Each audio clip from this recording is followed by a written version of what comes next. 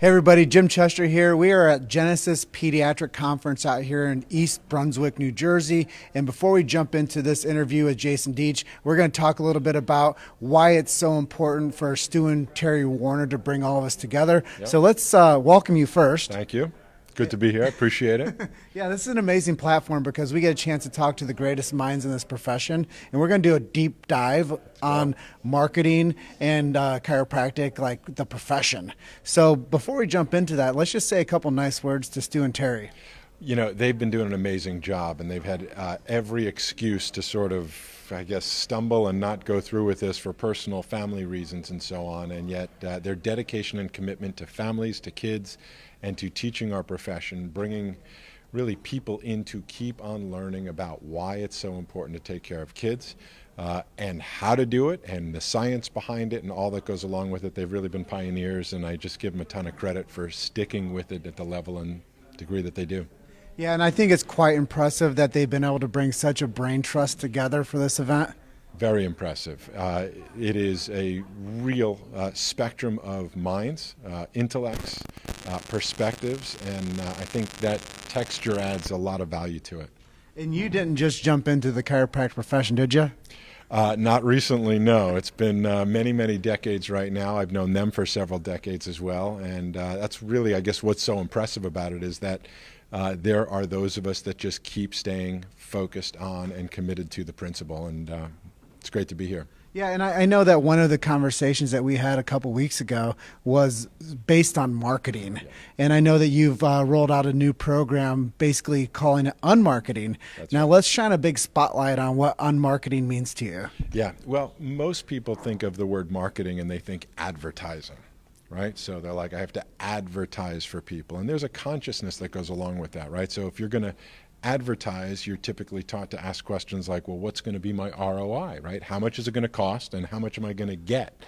And if that's the consciousness that goes into it, and if you're making an investment and you're measuring what you're getting from it, you're going to have a very different message than if you were perhaps what we call unmarketing, which is just simply a way to distinguish the word marketing, which is really, instead of marketing advertising, it's really more marketing communication.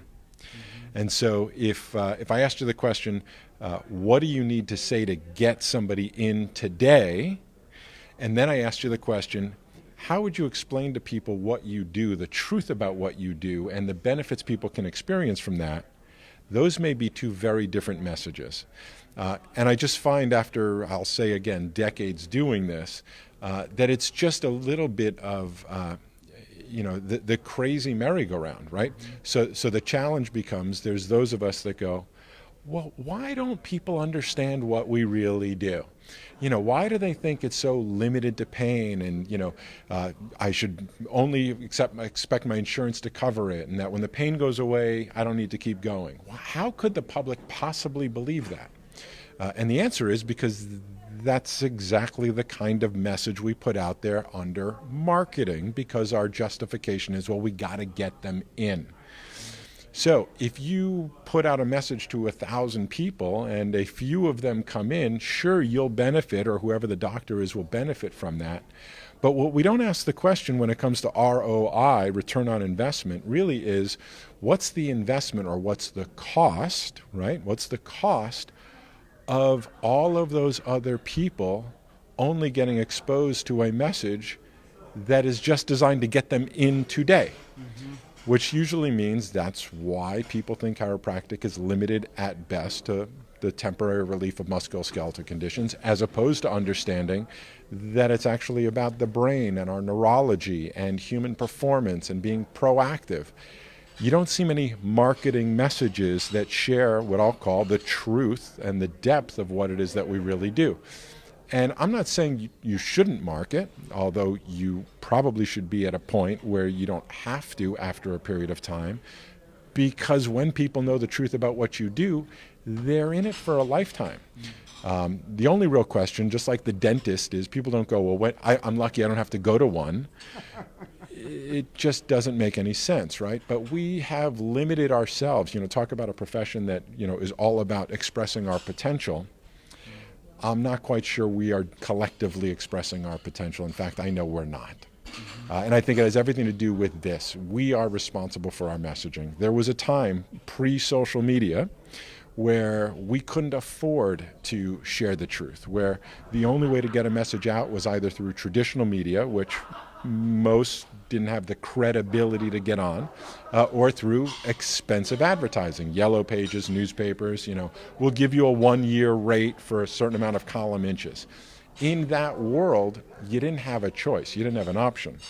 You had to pay the money, you had a very little amount of space, and you needed to justify what you were going to get in exchange for the money you were paying.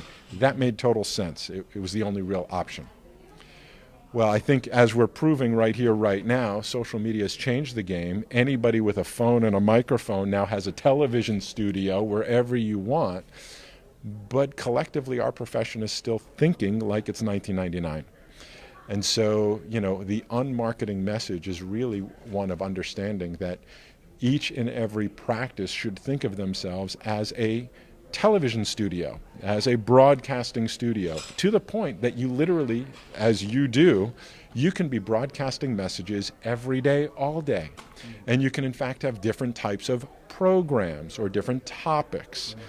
So there's, ironically, as the chiropractic profession expects the public to have a paradigm shift, we might want to be the change we expect. So instead of always asking for well, if I come in, you guarantee my headache will go away forever, which is the ROI question, right? If I give you, what am I going to get? Versus just understanding what the truth is, right? The truth is, the more you invest in taking care of yourself, the better you're going to be. And our brain is the most important organ that really influences all of the other functions of our body. We all know human performance, health, is a byproduct of brain health. Not exclusively, but as a foundation. When we start showing up, sharing our truth consistently, not just when we're going to get something, but because it's the right thing to do. I sometimes say, if you had all the money that you needed, if you weren't in it for the dollars, if you didn't need more new patients, and you can afford to put any message out into your community, and you didn't have to measure who was coming in next week for the few minutes you invested, what would you really tell people then? And that might be a place, especially because it's free to communicate with people, that we start sharing that message also. I'm not going to bust people's bubble. You want to keep on advertising, keep on marketing, keep on arguing that it's a good thing, keep on, I guess let me say it this way. If you had the choice of seeing 100 new patients for 10 visits each, right, which is what many of them do, like, oh my God, I got 70, 80, 90, 100 new patients come in. Where are they going, right? So if you had the choice, and just think about the consciousness, if you had the choice between getting 100 new patients that each came in for an average of 10 visits, or 10 new patients that each came in for an average of 100 visits, which work would you rather do? Well, what you're doing right there is you're talking about this acronym that you mentioned a couple times on this interview is ROI. Yeah. And if you're going to spend the time and interest and energy to attract people, why wouldn't you want to retain them from what I call, and I've learned in the marketing world, from cradle to grave? That's right. And I know that that's a great message that you're sharing with people. And I know that another topic I kind of want to talk to you about was, why do chiropractors need to discontinue this idea that they're the Lone Ranger? That's a great question. It's crazy. We know we're unique. We know we're different. But somewhere, I think there's a cultural sense when you even become a chiropractor that there's just a I'm different kind of rebel thing, which is fun for a little while and, a little crazy every once in a while. And we know a lot of our founders and leaders have been rebels in their own way. They can't even get along amongst themselves within the profession. And that's just the reality of what our history has been. However, they say, if you want to get there fast, go alone. If you want to go far, you've got to go together as a team. People don't understand what we do, and it's not their fault, it's ours. And so if we want more people to appreciate who we are, what we do, why they need to have our care as part of a lifestyle, it might be a good idea to have other professions validate what we do for more than just the temporary relief of musculoskeletal conditions. So I think it's a consciousness. And I know that there's this huge paradigm shift that we're in right now when it comes to this idea of unity now. Yep. And that's what we're discussing, because my mentor, Ed Osborne, says we're all more alike than we are different. That's right. And chiropractic has to come to terms with chiropractic, whatever technique or modality or system that you are under, that you believe in, that we all are more alike than we are different. And for the cause of humanity, we all want healthier communities. Yeah. We all want healthier families, but it has to move from us against them as well, right? It does, and I think that's a huge point. And I have a very specific part I teach in my Unmarket Your Practice program about this exact topic. And imagine something for a moment, okay? Imagine if attorneys did the same thing chiropractors do. And what I mean by that is, if you ask somebody what they do, they typically don't go, well, I'm an attorney, and then leave it at that. Right? There's usually a follow-up question to that, which is, what's your specialty? What do you do? Now, we unfortunately don't go that far in the conversation. Most of our messaging, generally speaking, I know one of you are going, no, I do it differently. Generally speaking, our marketing, our messaging is, I'm a chiropractor. What do you do? I provide chiropractic care. Well, what's that? Well, we do chiropractic adjustments. Okay, I don't know, right? The only thing they're left to figure out is that must be maybe good for back and neck pain relief, because that's the cultural hypnosis. But that's the equivalent of somebody going up to an attorney and an attorney going, well, what do you do? I'm an attorney. Well, what do you do? Well, we help people find justice in the world. Okay, how do you do that? Well, we do legal things like, write contracts and go in front of judges, and right, it's what we do. We don't speak to people's listening, which is, what type of person would come to see you for what reasons? So I think I'm all about our profession being responsible for our message, because we now have the ability to be responsible for our message. And that means, again, if we follow the model of attorneys, what do? I'm a tax attorney, I'm a criminal attorney, I'm a prosecutor, I'm a defender, I'm an estate planner, I'm a whatever type of attorney. You have a specialty that focuses on specific audiences with a specific outcome and result. And with the spectrum of chiropractors, we have that opportunity. In fact, ironically here, I'm a pediatric chiropractor, I'm a family chiropractor, I'm a brain-based chiropractor, I'm a sports performance chiropractor. We need to become just a bit more articulate. Now, if the question is, well, why haven't we done that? The answer, I believe, in most times is one of two reasons. Either one, nobody's ever brought this topic up to somebody to know the difference. But usually if it's been brought up, the second reason is fear. As soon as I say I am this kind of chiropractor, the fear is that other people won't come. And again, I'll make another metaphor, right? What do? I own a restaurant. Well, what do? We serve food. Okay, that is what you do. All of that is true. But that is going to attract somebody different than somebody that goes, we make the finest chicken parmesan in town, right? Now, you may think, well, I don't like chicken parmesan, so I'm not going there. No, that's not how it works. People who love chicken parmesan will go there, but there's also a sense of they probably have other really good Italian food too. So instead of just being so broad because you're afraid you're going to isolate somebody that doesn't agree with the one thing or the category you're in. I'm a pediatric chiropractor. Oh, does that mean seniors can't go? Not necessarily. We just have a pediatric portion, and you get to know other people. So it's usually either out of ignorance or fear. Mm-hmm. And it's time to break that fear, because the benefit is when you say, I am this type of chiropractor, then those people can then self-identify and go, well, that's me. That's exactly the kind of chiropractor I'm looking for. Mm-hmm. If you actually play it out, if I tell you I'm a chiropractor, do you know what I do in my practice?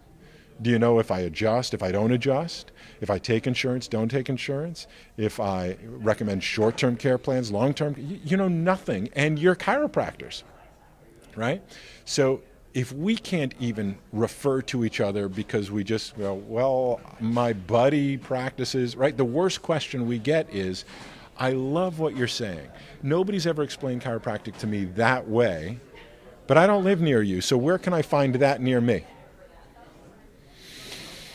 I get that all the time. I know you do. And here's the other, there's an acronym on fear that I want to share with people. And we're talking this attorney-based conversation.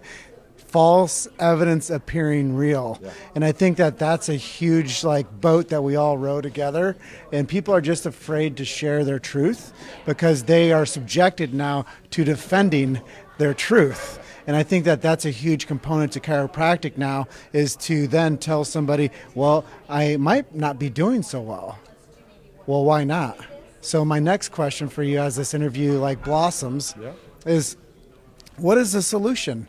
How do we make a stronger team of chiropractors? How do we make a stronger team? I think that there is a level of self-awareness and a sense of what your truth is. All right. So I think we've all we're living in this hypnosis that will get them in, and most people, identify with pain. It's what they're motivated by, and if they do have any type of insurance, if they have coverage, that's what they would be covered for. Wellness care isn't really covered by insurance, nor should it be. So I think we have the ability to wean ourselves off of, I really think of it as the drug of advertising. I think of it as a drug metaphorically because it's quick relief, right? It doesn't correct the cause, right? It's quick relief. I need to feel better today because I have this issue. And ironically, as chiropractors, we go, well, okay, of course you need to feel better, but if you don't correct the cause, then you're just delaying the problem, and in fact, it gets worse over time, right? Most chiropractors would say exactly that, or their version of it. And yet, when we advertise one message to get them in, and therefore leave the rest of the public confused because they never really understand our philosophy or our specialty or both, then we aren't correcting the cause. We aren't addressing the real issue. The real issue why most practices are not full, why most teams are not feeling strong, because strong teams only come from strong people. All right? And so if you're not strong, you can't build a strong team, in my opinion, unless somebody on the team is strong. Okay. We've got to build our confidence. We've got to build our certainty. The way we can be doing that is to have more wins. We can have more wins if we can get off this merry-go-round of getting tons of people in.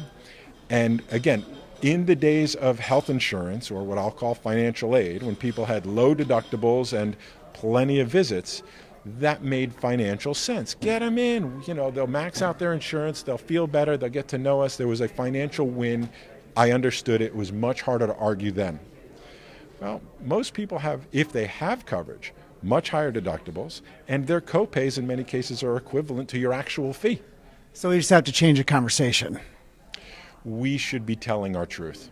Again, I don't think that many people are shining the light on this sort of difference between, we've just all been sort of culturally taught by our mentors historically, again, in the old traditional media world, not in today's modern world, and not even just the SEO world. And I'm not putting it down, I'm just saying that there is a difference between being there when the person's in pain, goes to Google, types in chiropractor near me, my town, and we show up on the front page. I get it. But if we want people to come in because they appreciate and value what we do, where and when are they learning what it is we really do? And it can't be after they've come into the office, because people who come to you for pain relief are people coming to you for pain relief. I don't know how to say it any more simple than that. But what you're saying is chiropractors have to quit playing the role of the expensive Advil. They have to quit playing the role of, I'm so different from you, I can't tell you the truth about me. And then we have to change and shift the paradigm of, this isn't about what you get coverage for, it's about what you don't get coverage for. And I think that when we think about it in those terms, we have a more dynamic approach. Yeah. And then the boilerplate that we used to burn things on is now recustomized and refocused and retargeted with a different conversation. And this is going to make your kids more healthy because we're at a pediatric conference here. right. This is going to make the future generations more capable. That's right. It's going to teach them healthier habits, healthier lifestyle choices. And by doing so, it's going to empower you to have a healthier family, which is your tribe, which is your team. And I made an analogy last night in my Uber ride. The lady's like, so do you watch football? I'm like, nah, I used to do the whole fantasy thing, but it became so cumbersome of my life and it kind of took over. But I said I did learn some really cool things. I learned how to do business better because I started forecasting what it took to build a dream team. That's right. And that's why we started Chiro Hustle, because I was doing fantasy football for so long. I was like, what would happen if I could align myself with the greatest minds of this beautiful profession of chiropractic, and I could forecast where the puck was going, a Gretzky quote there. Yep. And I could become a megaphone, as we're doing here, as you've mentioned, and became a media company early on, as you mentioned. Not just the chiropractor becoming a media company, but we need more advocacy. And it's not just my position and my own little island to stand on anymore. I challenge all of you to become advocates for what you believe in. Tell your truth. Talk to your brothers and sisters that are out there, as we say in chiropractic, in the trenches, and start shining a spotlight on each other and sharing what's unique and honest about what you do and why you do it and why you fell in love with this profession in the first place. And it wasn't to be told how to do it. It was to be told to your consumer how you need to live. Amen. And it was a lifestyle decision choice for you to become a doctor and not the other type of doctor, but you wanted to give more life to people rather than offer solutions to them through pharmacology and that type of treatment. Exactly. So now we have a different conversation, a different perspective, a different lens to look through, but we also have to know, like you said, this information is on 24 hours a day, and if we don't utilize it to our advantage and become our own advocate, then what's going to happen? Exactly. Somebody else is going to tell the chiropractic truth and story about the profession because we weren't effective and organized and systematic about sharing our message consistently and disseminating it to every outlet that we had access to. And then what happens? They're going to take us out at the knees again. They're going to remove us from being able to share information freely on this platform. And the next thing you know, we're going to be kicking dust and we're going to say, damn it, why didn't we take advantage of the opportunity while we had it? Something exactly like that. And I've got actually spotlight on what you're doing, because what you're doing is an example of what everybody should be doing. Another thing I teach in Unmarket Your Practice, and you can go to unmarketyourpractice.com. But what you do is brilliant and genius, and I want everybody to understand how what you do works, because they watch you, they see you. And if they're watching you and if they're seeing you, that proves that it works. But what you do so brilliantly, besides being consistent, persistent, even amongst, when everybody's like, oh, I'm tired, I don't want to, you are consistent. Every event, as many people as you can get going. That's the spirit. Okay? But what you do that's genius, and what I teach is what I call the gift of endorsement. And so if it's not obvious, let me just sort of give you sort of the benefits of what it is that you do. When you interview so many different people, and when you interview so many different people, you talk about being an island, all right? So here's my challenge to the profession and anybody watching. If you want more people to refer to you, then we all know this whole reciprocity thing, right? The universe is a reflection, precisely, okay? And so if you want to get more referrals consistently, then you should do what he's doing. And what that is interviewing people that you endorse, that you feel good about in your community. Other professionals, other businesses, other parents, people that have experienced people who you've experienced their services. They may not have experienced your services, but you're endorsing them. Why? Because when you endorse them, and they now have this video of somebody going, guess who thinks I'm terrific? What do you think they do with that video? They share it. Okay? So you can do what Jim does, all right? You can be creating a whole alliance, a whole network of people in your community who you endorse. Endorse them, edify them, be generous with the fact that, here's my favorite personal trainer, here's my favorite massage therapist, here's my favorite health food store, here's my favorite supplement, here's my favorite everything in your community. If you'll do what he's doing, those people, those places will start sharing. The best chiropractor in town thinks that we are the best fitness center, best Pilates center, best yoga center, and they will for free, Your referrals. they will for free brag about you bragging about them. And what you're saying here, for people that aren't aware of this, is called relational marketing. And it's the number one equity that you guys should be investing in right now. It's your personal sphere of influence. And you want to be, as everybody always says, be the go-to doctor in your community.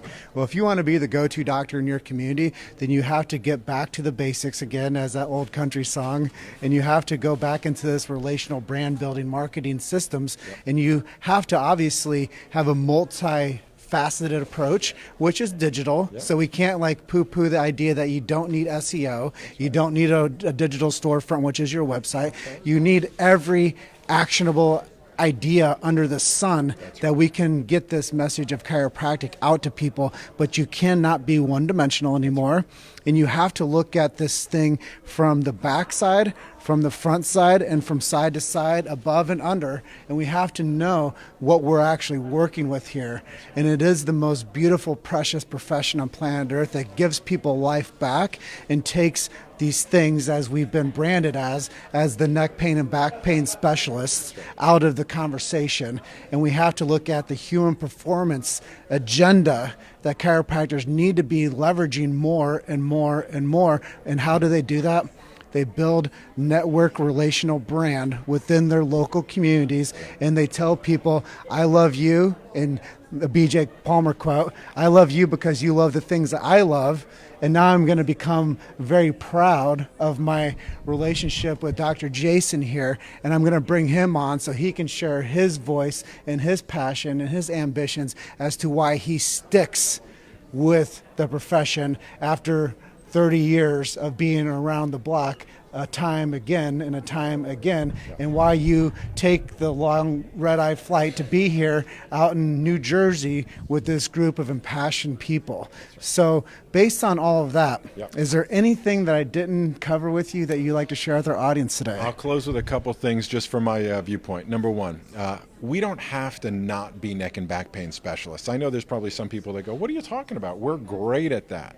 What I'm referring to is you being clear with your truth. So if you feel that you identify and self-identify as the neck and back pain specialist in your community, go for it, okay? It's those people, perhaps like myself, who felt that it was much more than that. I don't identify as a neck and back pain specialist. I'm great at it, I can help it, but I don't want to be labeled as just that.